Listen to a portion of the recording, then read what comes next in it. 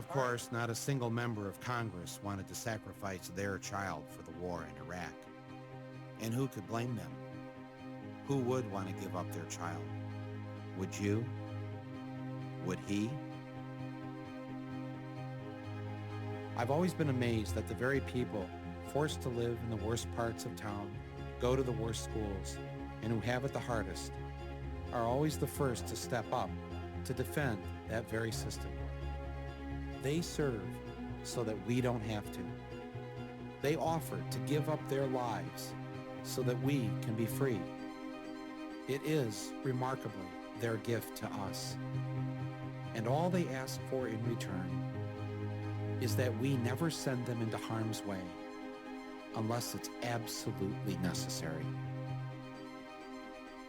Will they ever trust us again? He had used weapons. We know where they are. They're in the area around Tikrit and Baghdad and east, west, south, and north. There is a tie between Iraq and what happened on 9/11. The struggle can only end with their complete and permanent destruction. We wage a war to save civilization itself.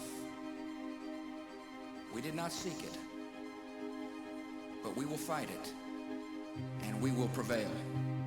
George Orwell once wrote that it's not a matter of whether the war is not real or if it is. Victory is not possible. The war is not meant to be won. It is meant to be continuous. A hierarchical society is only possible on the basis of poverty and ignorance. This new version is the past, and no different past can ever have existed. In principle, the war effort is always planned to keep society on the brink of starvation.